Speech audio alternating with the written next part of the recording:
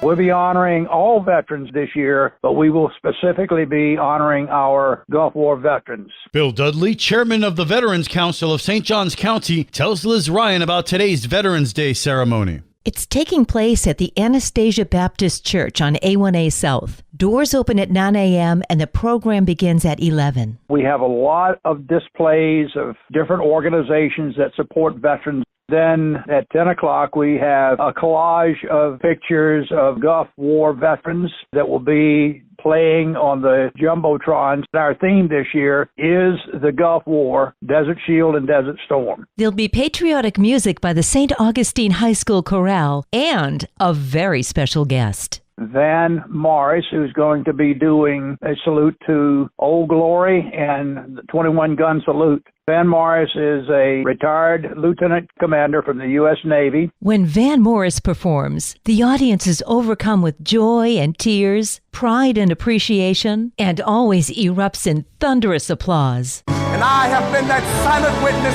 to all of America's finest hours. But my finest hour comes when my stripes are torn into strips to be used as bandages to cover the wounds of my fellow comrades on the field of battle. And also when I fly at half-mast to honor my soldiers and my sailors, my airmen, my Coast Guardsmen, my Marines. But most importantly, when I'm placed into the trembling arms of a grieving mother at the gravesite of her fallen son or her fallen daughter, I am so very proud. My name is Old Glory. Long may I wave, dear God. Long may I wave. Also, the St. Augustine Lighthouse and Maritime Museum is rolling out the red carpet for veterans today with free admission for vets and up to 3 dependents. There's free admission today as well to the Castillo de San Marco for all veterans and active duty military. And veterans, there's quite a few restaurants who want to honor your sacrifice with a free meal today. For a listing, go to military.com. For St. Augustine's Local Morning News, I'm Liz Ryan. This local news is a service of your hometown Toyota dealer, Beaver Toyota US 1 St. Augustine, here to wow you.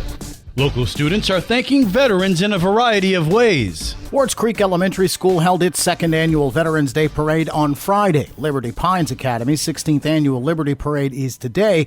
The celebration will end with all 1,800 students singing God Bless America. The Hickory Creek Elementary School Chorus is hosting a Veterans Day performance. All servicemen and women who are part of the Hickory Creek community are invited to the performance. Pine Island Academy held a Veterans Day concert last week. Alice B. Landrum Middle School is hosting a special luncheon for veterans who work at the school, while Gamble Rogers Middle School students wrote letters to send to servicemen and women overseas. They also made a video thanking veterans, which will be shared with the local VFW. Creekside High School will also host a luncheon for its staff members who are veterans. Ponte Vedra High School's Veterans Luncheon was Friday. Nice High School's NJROTC hosted a similar luncheon last week. Today, small American flags are on display in front of the school, and students will produce a wired TV segment featuring the veterans who work at Nice.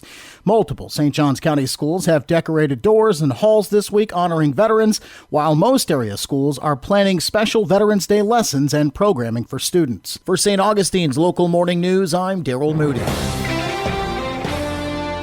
A special celebration at the Lincolnville Museum today. The 11 Days of Honor series celebrates Veterans Day today and pays tribute to dentist Dr. Robert Haling, who holds a special place in the heart of St. Augustine. He also became a very prolific civil rights leader who's known as the leader of the civil rights movement. Here in St. Augustine, there's a Freedom Park here in the city that's named after him. There's also another civil rights museum in his old dental office. Gail Phillips, Lincolnville Museum and Cultural Arts Executive Director. There's even a street named after Dr. Haling where he once lived, and you can visit the Lincolnville Museum and Cultural Center today, where military admission is only $5. For St. Augustine's Local Morning News, I'm Karen Johnson.